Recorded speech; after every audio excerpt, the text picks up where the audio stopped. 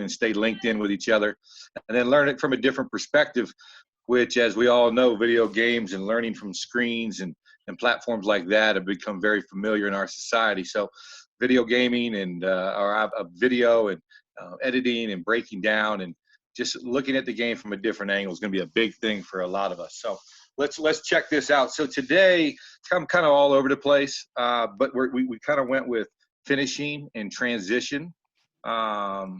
Please let us know if I'm going too fast or you don't understand. We've got about 12 clips here.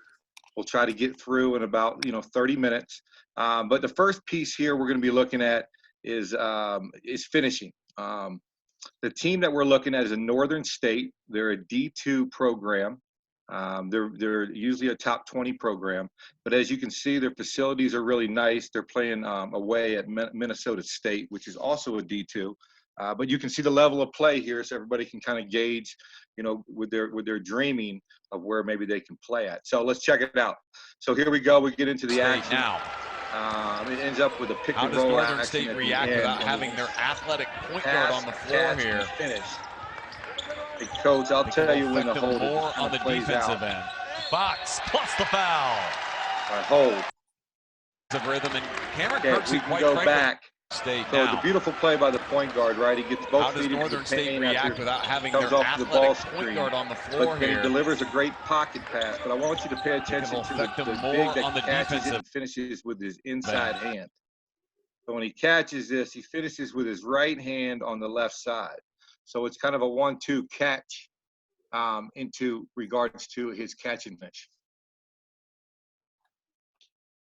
Got you. Hey, can you guys hear me okay? Give me thumbs up. Thumbs up? Yeah. Is the gameplay too loud? No. Okay, cool. All right, so as we catch and we finish, you can see the big here.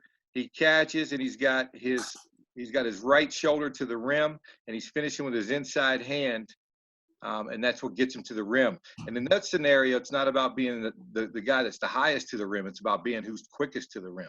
So I want you to think about these things when you're shooting outside.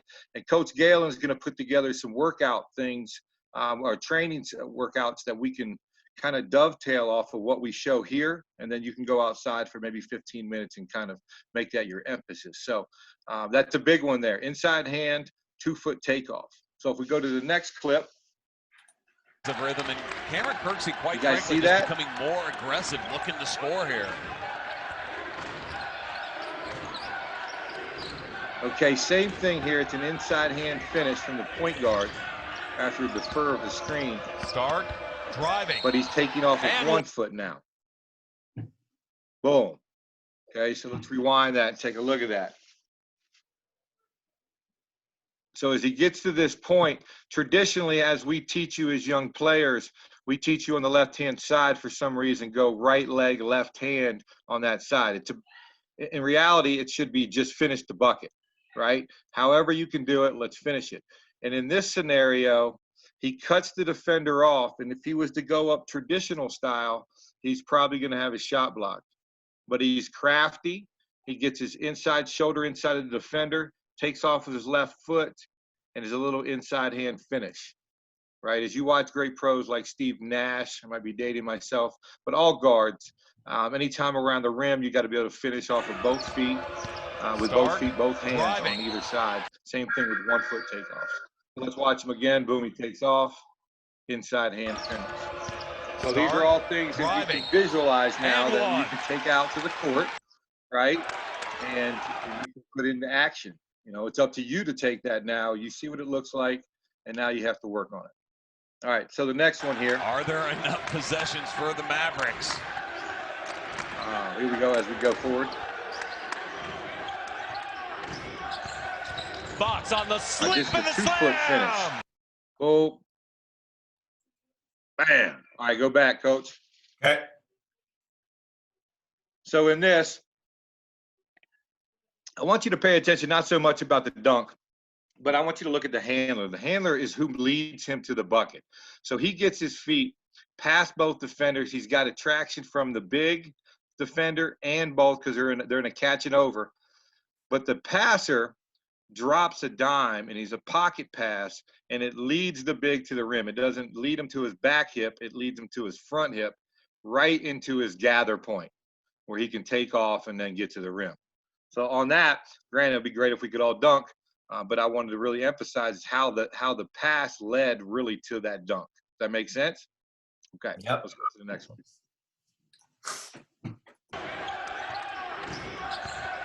Fox on the slip and the slam.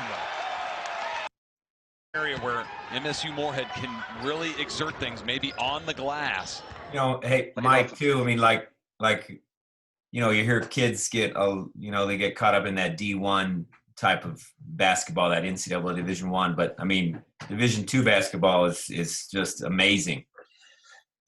Yeah, let's touch on that real quick. So these teams you're looking at are top 25, top 30.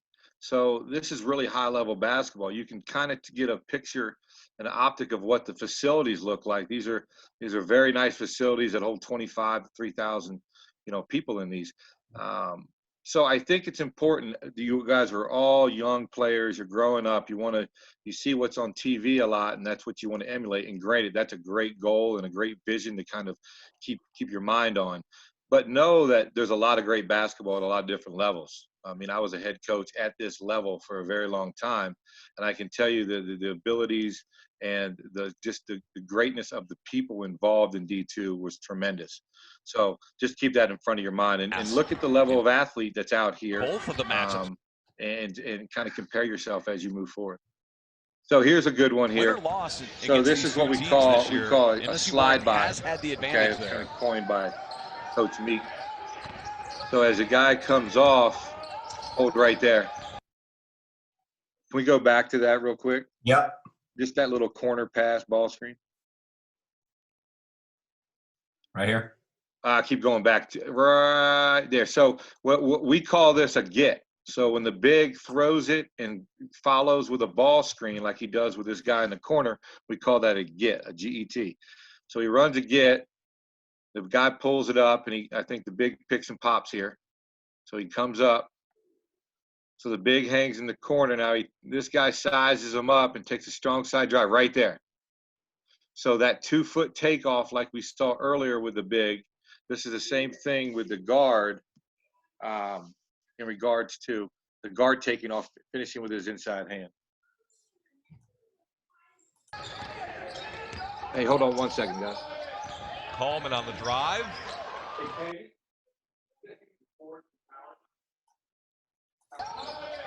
Coleman on the drive.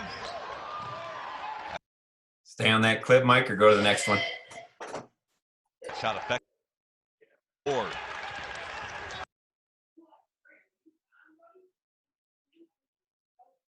Hey, I'm back. Sorry, I had to get the power cord.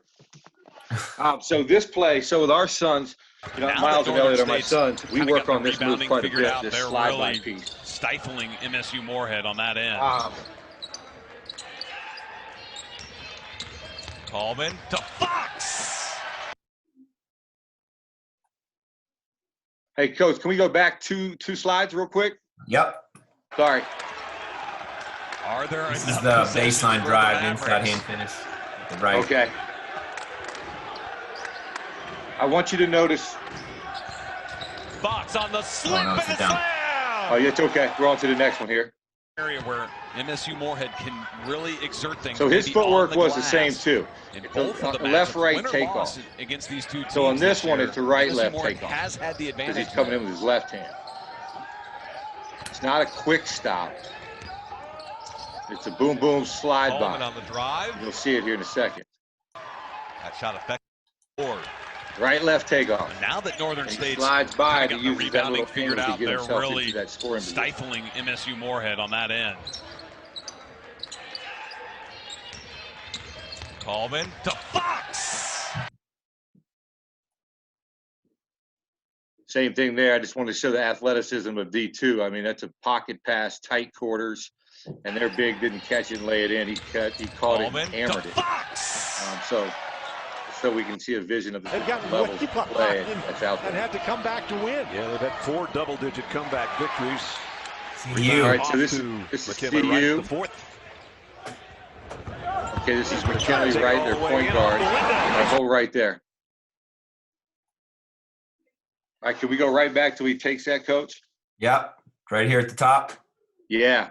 So I just wanted to emphasize this. So he does a great job. He crosses the floor. He hesitates, and he sees an alley. At this point, he's a 6-foot guard, 6'1", pretty well built. But he goes in. I wanted to show this finish. He takes – it's a 2-foot. He takes contact, and he has a stretch finish. So he takes the contact to position himself, and then he stretch finishes with it. Everybody see that? So he didn't shy away from the contact. He actually wanted to use it to his advantage. He gets his body into it. It could have been an easy and one call, too. He's going to try to take it all the way. And then he has the skill set, the ability to keep the ball away from the defender and kiss it off the glass. That's a tough finish, but those are things you can work on even in your own driveway. Just using your imagination, bumping into a big, stretch it out and finish it. Or if you're lucky enough to have a pad or something along those lines. All right, hold up real quick, Coach. So this kind of goes into a transitional piece. So let's go back.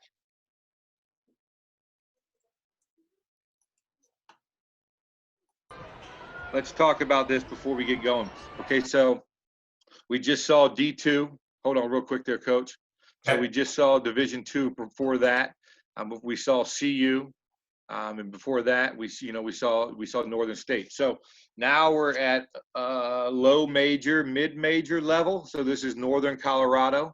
They're top 3 in the Big Sky, which is probably on the bottom half of Division I, which is still really good basketball. Northern Colorado is a really good program, another 20-win season. Their coach just got a big-time Division I job at University of Wyoming. So this is a different level. So now you'll see some different athleticism that goes along with that compared to maybe the Division II level, but it's not far off. I would tell you this, just talking about the game, and I know we got a variety of different ages on here, but the game, at different levels, different athleticism plays in part.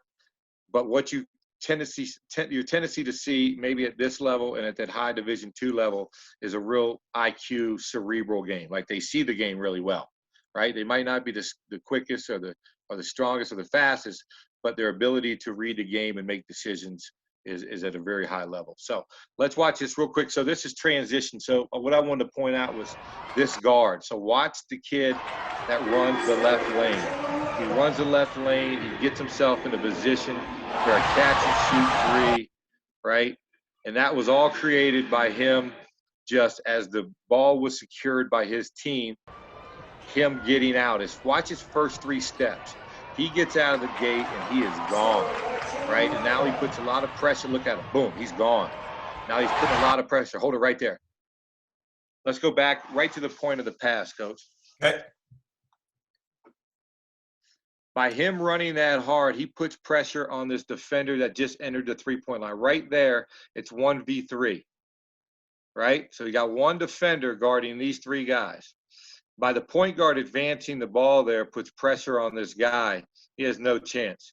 What's really great is that this kid had the courage enough to be ready to be catch and shoot and shot ready and have confidence enough to shoot it. That's what the most encouraging part was. All right, so what I wanted to really highlight there was when we get the ball, so I don't care if you're in 4th grade, you're in 8th grade, or you're in college, when the ball is secured, you want to run as fast as you can and get yourself out and put pressure on the defense. That's when they're most vulnerable, right, in defensive transition. If I'm talking over your head, you'll soon learn all of this once we get back in the gym. But hopefully you can grasp some of it now. So, all right, so go back one more time, Coach. Back to the other clip. Okay. Nope, this clip right here is cool. There you go. So let's watch it one more time. He gets out. Shoot.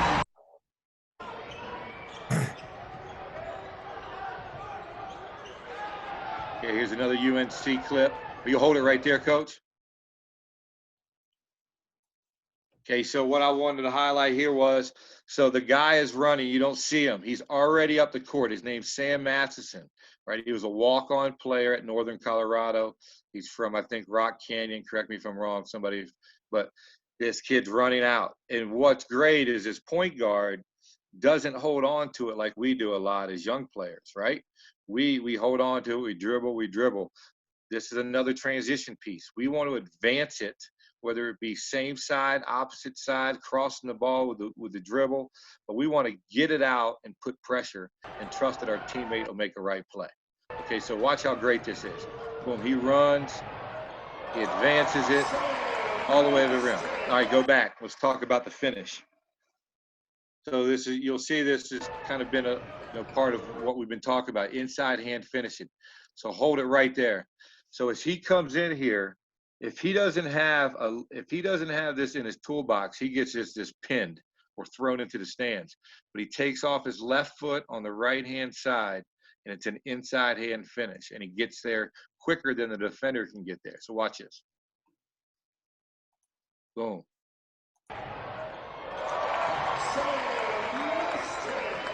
See that? Let's go back and watch the whole play. Going back.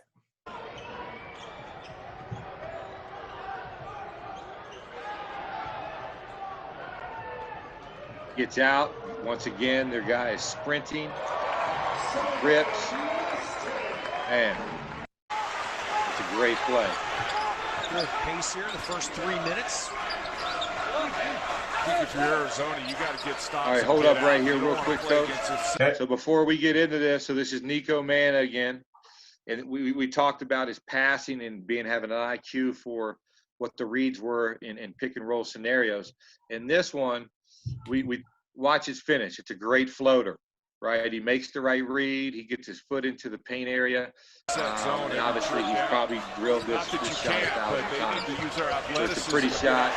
Plays slow. Boom, he drops it in. So those are fun shots you can work on in your driveway.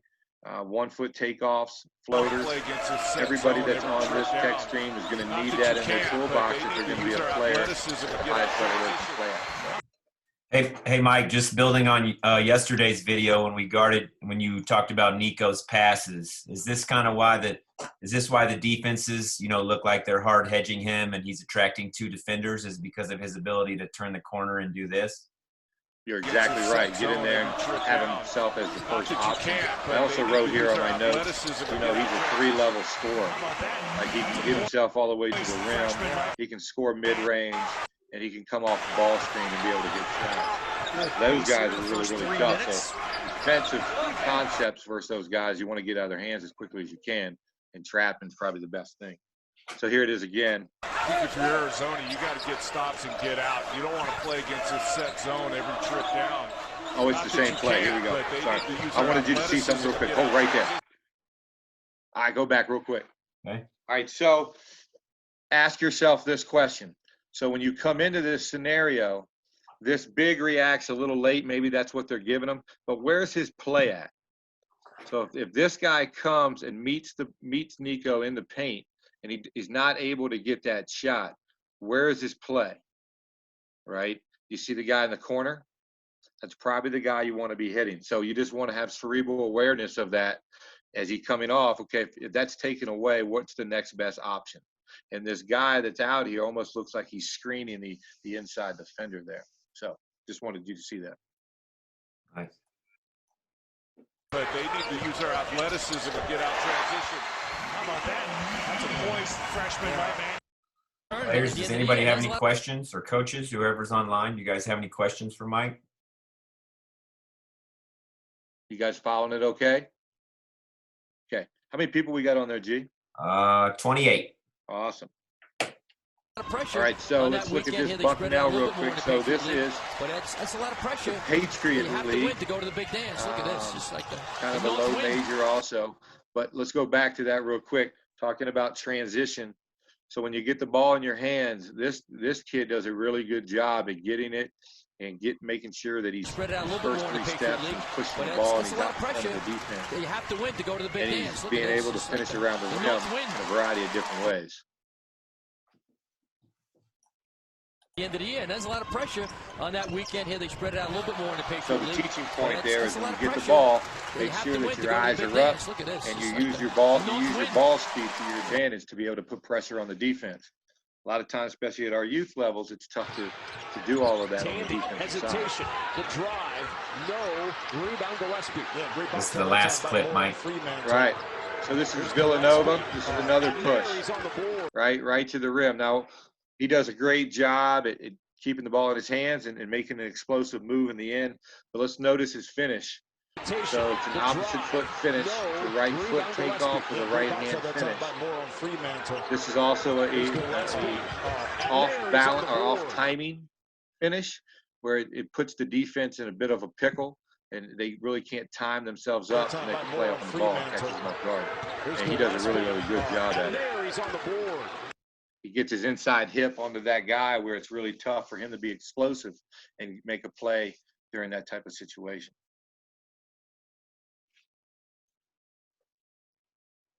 Awesome. Galen, anything else from your end? No, I just the finishes are pretty simple. I mean, at some level, right? Like they're not overcomplicating it, and they just they keep their eyes on the target almost the whole time. They never lose sight of where they're trying to score. Right, all the way through the finish. Hey, guys, I'll tell you what. If you have a basket, what you should do is you should spend the next, 10 to 15 minutes. I know my sons will go out and shoot just around the rim and almost interact with what Galen just said. As you're shooting, watching the ball hit the backboard and go through the rim, that's probably the best advice you can get for shots around the rim, is follow it all the way through. So if you have time, do that. And if you have a basket, do that. But other than that, we'll get back with you guys tomorrow. I think a big thing for us is we're trying to learn through this first week.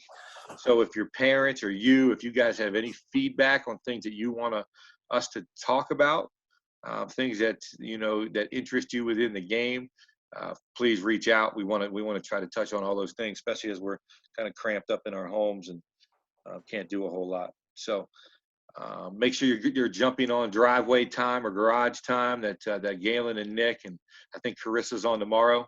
That'll be a fun 30-minute workout. And then we have some other things that we have on board coming in the next couple of weeks, just kind of anticipating maybe us being stuck at our homes for a little bit of time. So hopefully that doesn't happen. And if it does, we'll be prepared to keep you guys busy. How's that sound? Sounds cool. Great. Galen, good? I'm good. Again, just like Mike said, if you guys need anything, let us know. You can find us on our Facebook pages or you can email us. I'm sure Mike and our email or phone numbers are pretty accessible for a lot of you. So don't hesitate to reach out and let us know how we can help you guys. Excellent. Cool. Thank you, Coach. Thank you, Coach. Thanks, Coach. Thanks, Coach.